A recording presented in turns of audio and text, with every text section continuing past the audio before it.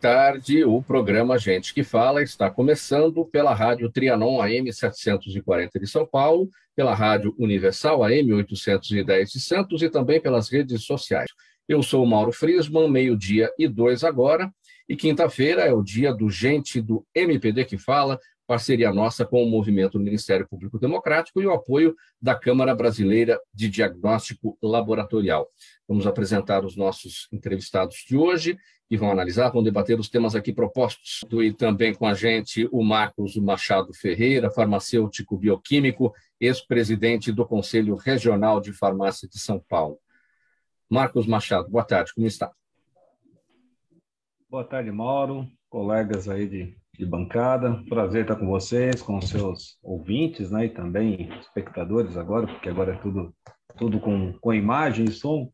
É um prazer estar com vocês e poder conversar sobre diversos assuntos importantes, tanto para a saúde como também para a sociedade. Muito obrigado pelo convite. Muito obrigado pela presença. Eu vou te pedir uma gentileza, Marcos, só afastar um pouquinho da tela. Isso, aí fica um enquadramento melhor aqui para todos que estão nas redes sociais poderem acompanhar também, tá bom? Perfeito. Muito bem, vamos lá ao nosso primeiro assunto de hoje, 12:05.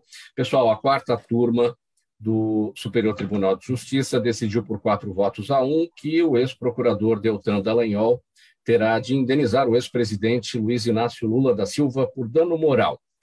O caso envolve uma entrevista coletiva concedida pela Lava Jato em 2016, na qual Deltan usou uma apresentação de PowerPoint em que o nome de Lula aparecia no centro, cercado por expressões como petrolão mais propinocracia, governabilidade corrompida, perpetuação criminosa no poder, entre outros.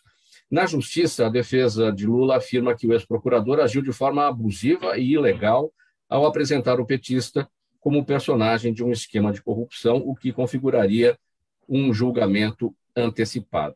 Bem, Marcos Machado, seu entendimento sobre esse tema?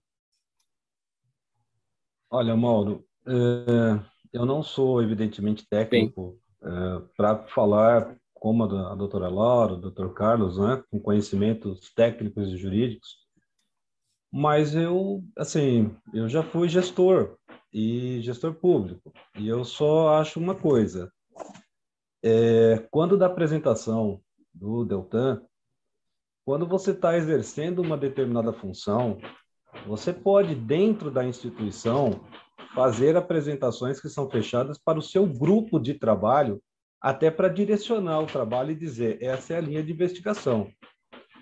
Mas quando você leva isso para fora e apresenta para toda a população, sem um julgamento, sem a pessoa ser condenada, você está condenando ela ao julgamento de toda a população. Assim, há de se tomar muito cuidado com isso, porque dependendo de como você fala e dependendo de quem fala, tem um peso enorme na imagem da pessoa que está sendo apresentada. Então, assim, se nós formos colocar todas as pessoas que aparecem todos os dias com suspeita de corrupção ou de problemas, e aquelas pessoas serem julgadas imediatamente, isso cai para todos nós, inclusive. Ainda mais no mundo que nós estamos, onde as redes sociais elas viralizam muito rapidamente. Então, eu sou uma pessoa muito preocupada com os controles sociais, inclusive no que diz respeito ao Tribunal de Contas da União, ao Ministério Público.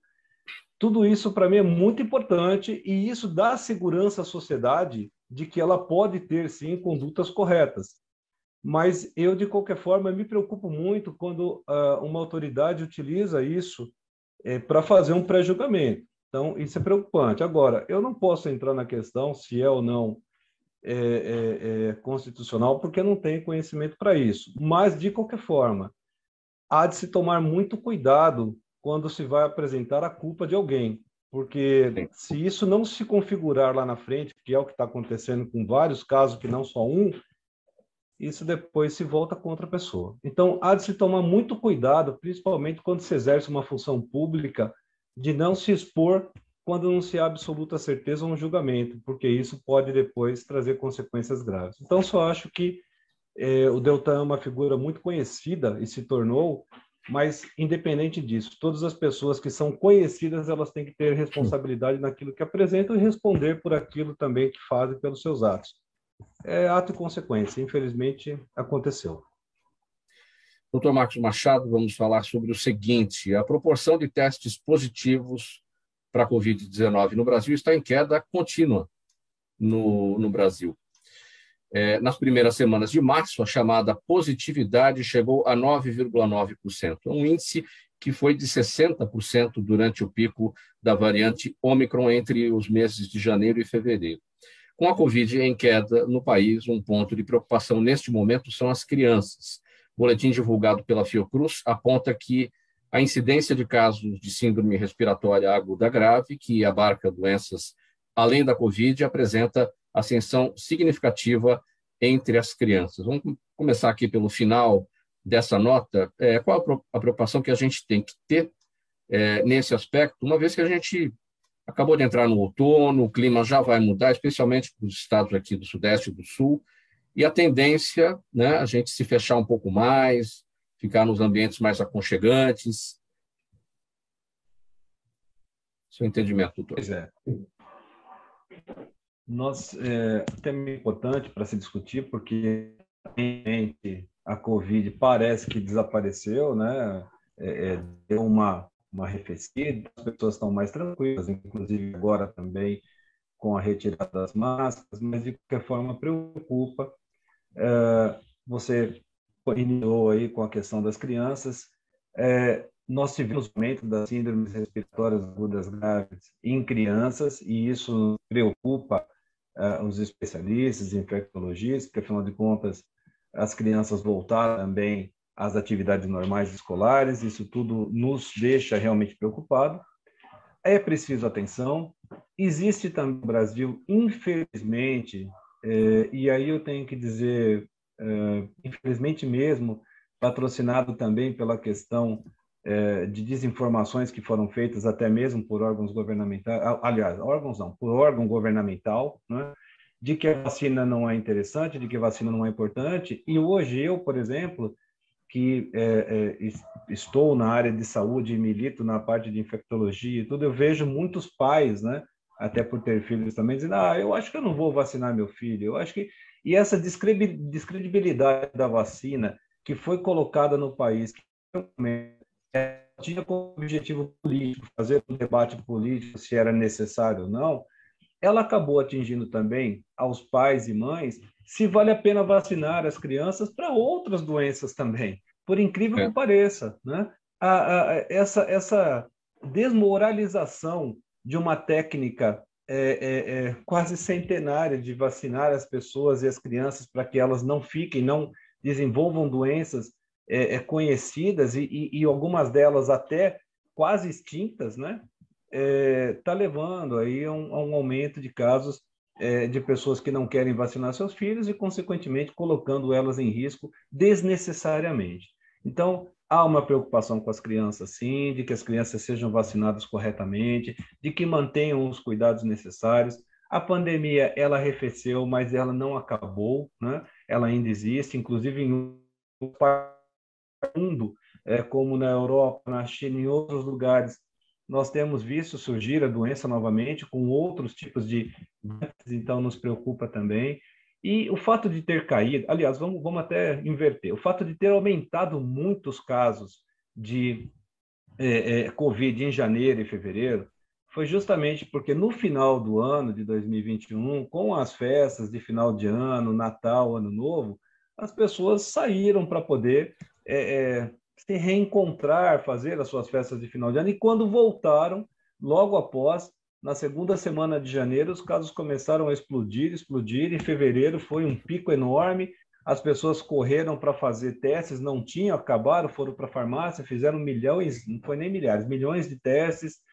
Felizmente, a variante ela é mais infecciosa e menos agressiva, então, de fato, as pessoas não adoeceram e não morreram tanto. Mesmo assim, tivemos casos de mortes, e estamos tendo ainda, né, casos de internações. Agora, é preciso que as pessoas tenham consciência de que essa bobagem de que a vacina vai fazer mal, que a vacina tem um chip, que daí a pessoa vai vir com um chip, vai ficar marcada por resto. Ó, é tanta besteira, é tanta bobagem. Assim, a vacina ela tem um significado importante, ela é importantíssima, ela traz sim uma imunidade, principalmente em pessoas idosas que necessitam. Quando a pessoa fica idosa, o sistema imune dela deixa de funcionar adequadamente como era anteriormente. Ela precisa, se nas pessoas normalmente os anticorpos duram aí em torno de 6 a 8 meses, nas pessoas idosas esse tempo vai diminuir, é necessário vacinar, né? Nós estamos aí às portas da quarta dose de vacina, as pessoas precisam se vacinar para se proteger. E não há nada de errado com a vacina, ela não foi É. feita para que um país domine o outro. Olha, tudo isso é uma bobagem muito grande. É preciso que a gente fique atento, porque agora em abril foi mudada a data dos desfiles, né, para a comemoração do Carnaval. Acho isso bacana, todos os brasileiros vivem muito intensamente a questão do Carnaval, lugar próximo, nós vamos ter que avaliar como é que está o índice de contaminação e como é que isso vai se dar também após esse festejo de carnaval com as escolas de samba novamente. Então, nós não podemos achar que acabou. Não acabou, ainda existem o risco de novas variantes surgirem. Então, é preciso que... Aliás, eu queria até agradecer muito, Mauro, de fato, essa oportunidade, porque dá a impressão que, ainda mais depois da guerra, né, as notícias tomaram conta infelizmente, né, essa guerra tomou conta Sim. do noticiário, então parece que está tudo ok, a Covid até acabou. Não acabou. As farmácias estão preparadas para isso, há necessidade de fazer o teste em laboratório, em hospitais e farmácias, já tem o autoteste também colocado à Sim. disposição da população, para que a gente possa ficar mais tranquilo. Agora, o seu discurso, o seu entendimento vai no sentido do seguinte, né? Porque tem muita gente que tem medo da vacina e não tem medo da doença. E é isso que está contaminando a vacinação em relação às outras doenças. O movimento antivacina atua em cima disso, né? E aí a gente não consegue alcançar o índice vacinal para outras doenças erradicadas no Brasil e que estão voltando e outras que ainda podem voltar. É nesse sentido que vai o seu entendimento, né? Exatamente isso. Nós temos doenças que absolutamente eram tidas, não havia contestação da sociedade em nenhum momento da vacinação, como, por exemplo, para a paralisia infantil.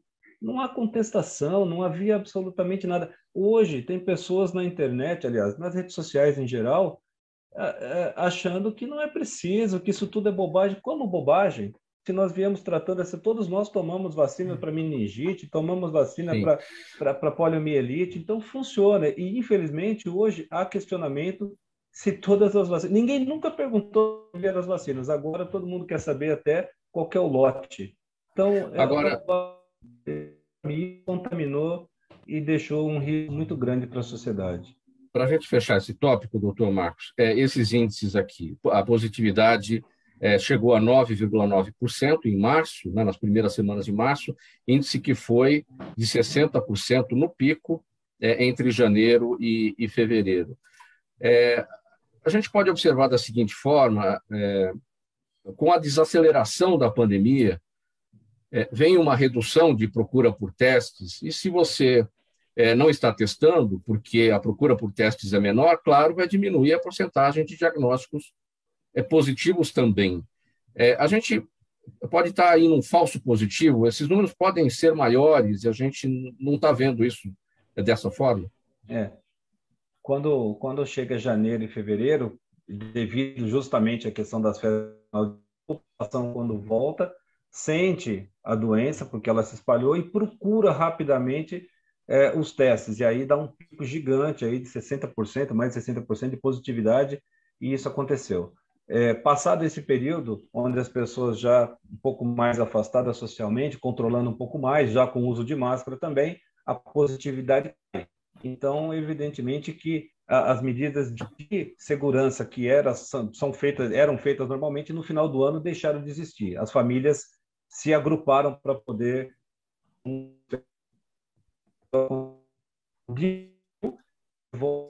agora vamos ter que ficar atentos a partir de abril, se esse índice não volta a subir depois das festividades de carnaval, que também me preocupa. Que as pessoas cuidado, se tiverem sintomas gripais, que evitem ficar próximas outras. Não é obrigatório mais, mas continuem usando máscara se sentirem sintomas gripais, síndrome gripal, para que possa resguardar as pessoas que estão junto com você e você também de outras doenças. Olha, Marcos, com brevidade, a sua opinião sobre a lei sancionada pelo presidente Bolsonaro que autoriza ao SUS a receitar medicamentos sem aval da Anvisa, desde que aprovados pelo Conitec. A pergunta da Juliana Rocha pelo Instagram. Bem breve. Tá. É uma autorização ruim, para ficar bem claro. Nós não sabemos ainda a consequência disso. Entendo que isso é uma decisão muito mais política do que técnica. Sim. E pode trazer problemas, inclusive, para os municípios, porque ao permitir que sejam colocados medicamentos que não tenham na lista dos medicamentos do município, que nós chamamos de REMUME, isso pode trazer consequências graves. Me parece que o presidente Bolsonaro, novamente, para poder impor a sua, que não é uma política de Estado, mas a sua política pessoal, como aconteceu, inclusive, com a cloroquina, em contraposição com a vacina, ele aprova essa lei, mas não me parece, em discussão, que isso será benéfico. Pelo contrário, isso poderá trazer muitos problemas. Bem breve também, Marcos, só para clarear melhor para a nossa audiência do que estamos falando, é aquela decisão que foi tomada no sentido de que determinados medicamentos sejam usados para outras destinações que não aquelas que estão previstas na bula, é o chamado off-label, né? E, normalmente, quando existe a intenção de que o medicamento seja usado para uma outra questão, uma outra doença, quem faz esse pedido para a Anvisa é o fabricante, e não é o Conitec, que é um órgão político, né, formado por, geralmente, né, pessoas indicadas pelo ministro da Saúde. Perfeito, Pedro. Muito obrigado pela sua explicação, porque ficou claro. O Conitec é um órgão de pessoas escolhidas. Quando existe sim o uso off-label, mas não é possível que o uso off-label seja decidido num gabinete. Isso é necessário que a indústria mostre que aquele medicamento tem outra função que não só aquela que foi designada no início das pesquisas e para que o medicamento foi desenvolvido. O que aconteceu no Brasil é que, infelizmente, o presidente quer impor sempre a sua vontade em detrimento dos conhecimentos científicos, e essa lei passa nessa mesma linha, ou seja, nós podemos ter nos municípios, à disposição da população, medicamentos Sim. que não foram desenvolvidos para aquelas doenças, mas por imposição política. Isso não traz nenhum benefício. Chegou ao fim essa edição, vamos pôr um ponto final no Gente que Fala de hoje, edição de quinta-feira, gente do MPD que Fala, parceria nossa com o Movimento do Ministério Público Democrático e o apoio da Câmara Brasileira de Diagnóstico Laboratorial. Em nome da nossa equipe inteira, um agradecimento, muito obrigado, minha gente, pela audiência, um abraço a todos, 1h em ponto, tchau, até amanhã.